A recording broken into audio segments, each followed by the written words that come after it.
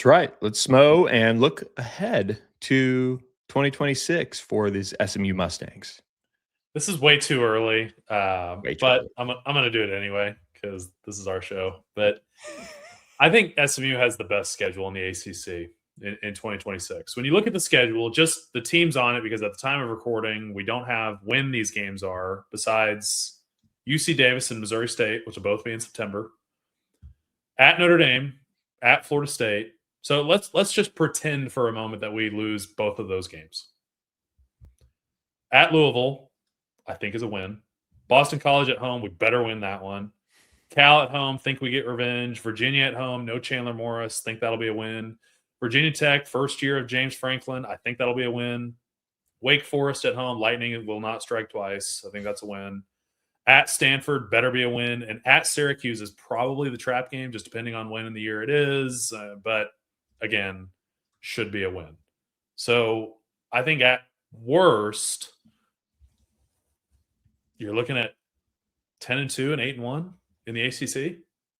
You know, it's Kevin's fifth year, and I've seen on the board people are joking that all we're doing is assembling the G5 Avengers in the portal. But guys, they've gotten some really nice pickups.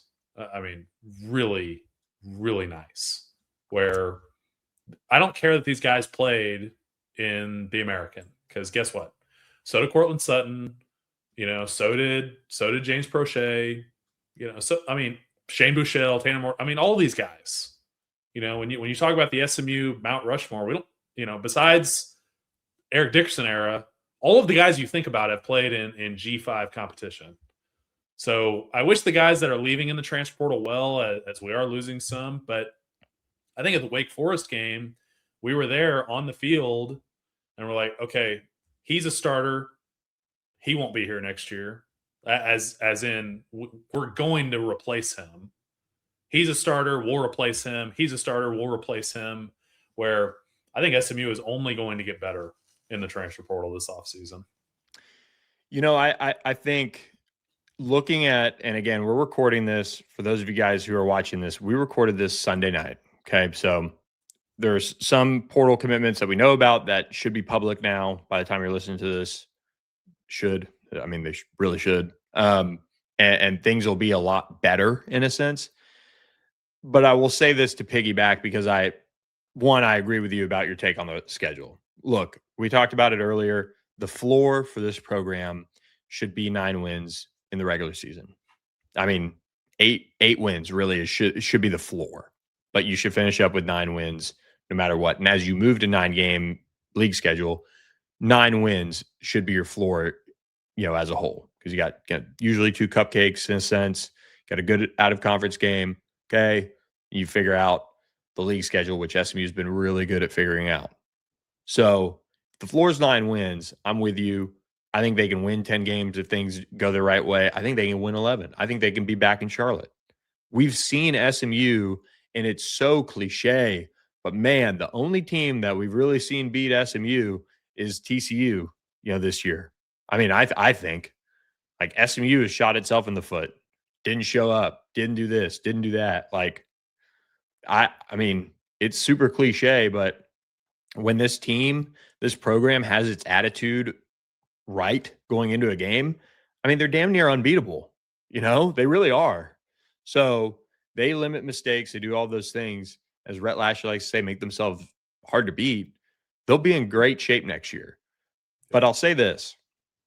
You look at last year's transfer bunch that SMU got into the program, and I think about some of the guys they brought in.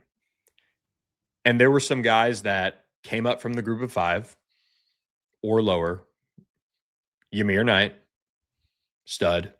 Shaq Spears, huge in his role. Like, Wu Spencer was a nobody, but came from Louisville. You know, like Terry Webb, people were like, really taking to Texas State? Like, no, we told y'all he was going to be good. You look at some of the guys that I would say did not pan out, and so many of them were the Power 5 guys. And I'm going to call this straight. Like, I mean, people forget about Eric Taylor being here for a cup of coffee, but DeMarge Lewis from Purdue, who knows what his status is. He's not in the portal. and all of that. But Trey Wilson, I hope Trey Wilson can figure it out, but he came from Baylor. DJ Warner was never consistent enough. He was a highly touted 4-star recruit who came from Kansas. Chris Johnson Jr. was inconsistent, but that home run hitter. Some of their bigger additions as far as where they came from didn't end up being the best players out of that class.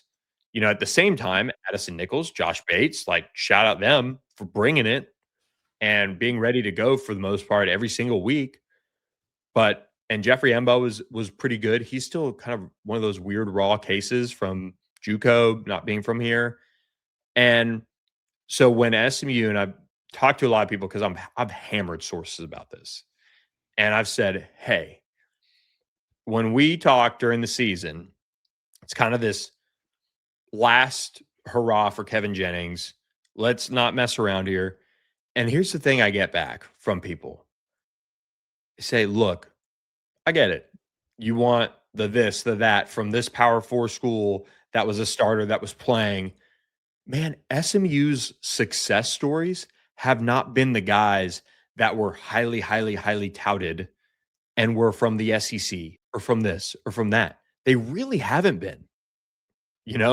They've been a cast off like Elijah Roberts.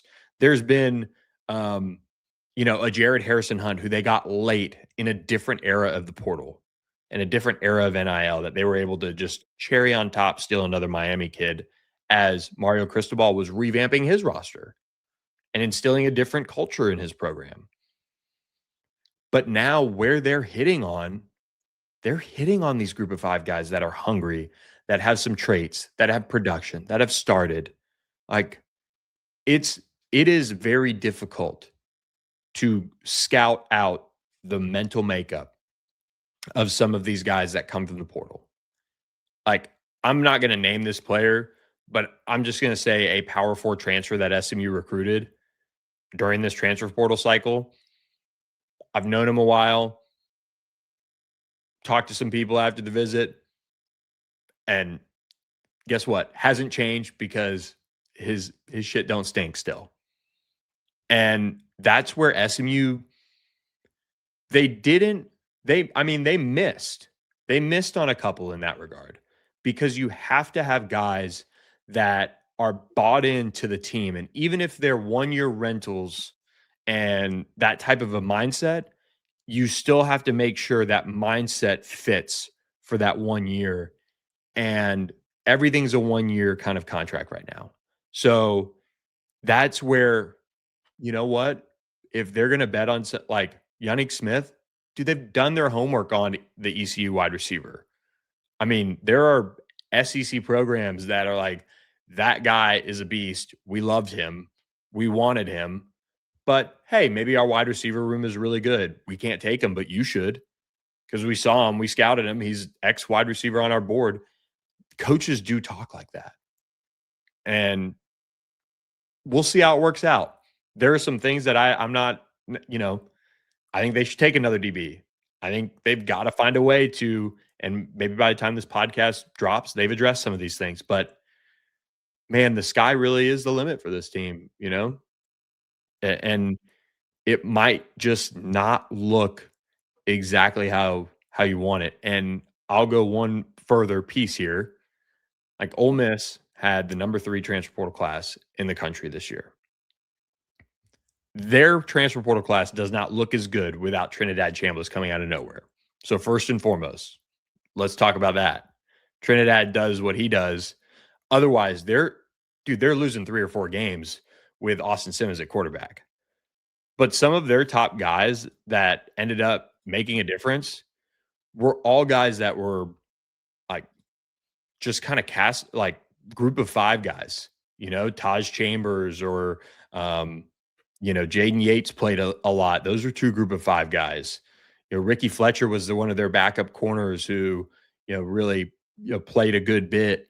He came from South Alabama, and they didn't really have to take anybody on the defensive line for the most part. So, and they got a lot of guys who were kind of cast-offs, but they built depth. And SMU's built some depth up from the high school ranks. So trust that maybe that develops, and then they fill some of the holes with some hungry guys mean, half the Ole Miss offensive line was like group of 5 guys this year. So there's multiple ways to skin a cat. You've still got to evaluate. You've still got to find those diamonds in the rough and trust that your systems on both sides of the ball will make them stars. What I don't want to see in the portal is SMU compromises what Rhett Lashley has been able to build and grow, and from a culture standpoint, from a nobody is bigger than the team standpoint, all of those things. Additionally, I know SMU has deep pockets, but I don't want to go out and pay next year when Kevin's going to be gone. I don't want to pay a quarterback $6 million. I don't want to pay a wide receiver $3 million. I mean, that's ridiculous to me that some of these kids are asking for that. And what's worse is some of these schools are paying that. Nobody's worth that in college. I mean, they're just not. And if you think it is, I would advise you to look to the NFL and look at some of these guys that they are paying outrageous money to win 4 games. Yep. So you can do it. I mean, the Moneyball method. I mean, again, we're not going to be hurting for some of these recruiting dollars, but you can do it without just overpaying for some of these guys that are going to make your program worse. And look, I mean, and I'll end with this because it's late and my voice is going, I think, a little bit too. But Amari Campbell goes to Penn State. Look at the season Penn State had. And Amari Campbell had a decent year for Penn State, but he was somebody that SMU's on, and Penn State came in kind of late. I think they got the next visit after that. And they tossed him a ton of money, and he ends up going there. But, Penn State has the season that they have.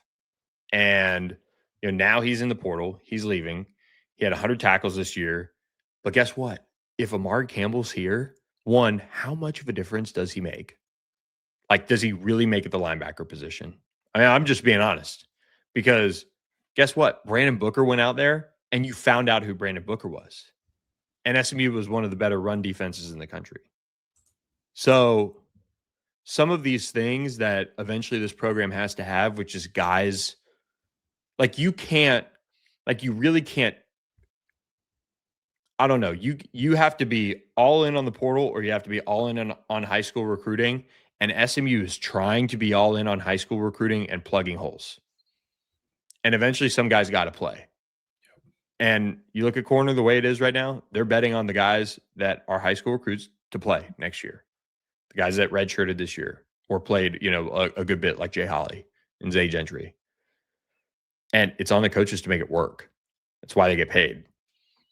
So there's a lot they've got to figure out. There's no doubt. But there's a lot of reason to be thinking that, especially in this ACC and in the schedule that they have, they can go out and win 10 games again. They can get back to that level.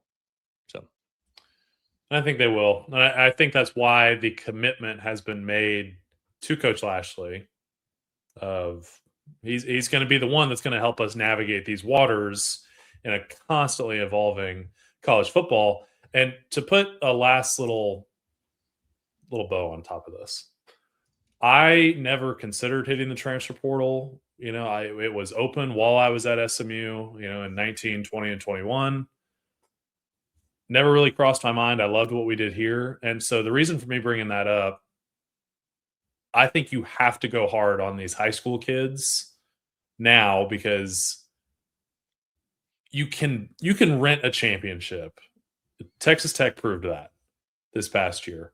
But if you're going to want to sustain success and build something more than just a flash in the pan, I think you're going to need to buy in for some of these high school kids.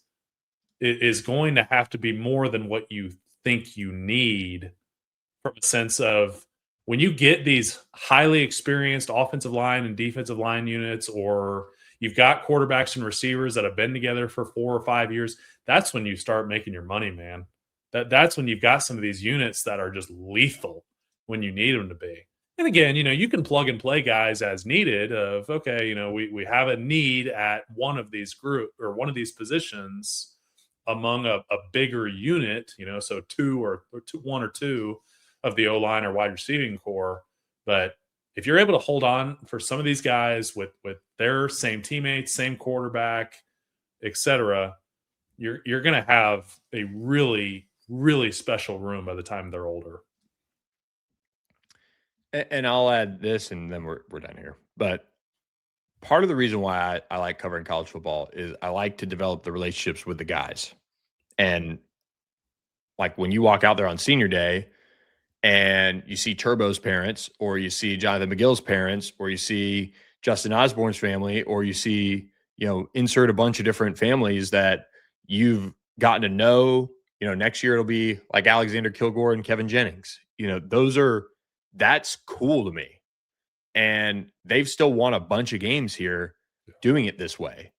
And there's 1-year guys that are great too, and some maybe not so much. But like, there's still a little bit of that balance. And I really think that if guys give everything to SMU when they're here, they get way more on the back end than, and it doesn't mean they don't get paid, but like you could tell the guys that stuck around, you look at an E-Rob, coming in as a transfer, or you look at a Isaiah Wachovia, Ahmad Moses, James Prochet, guys like that. And man, it all pays off. And that's where it's cool to follow this team in this program.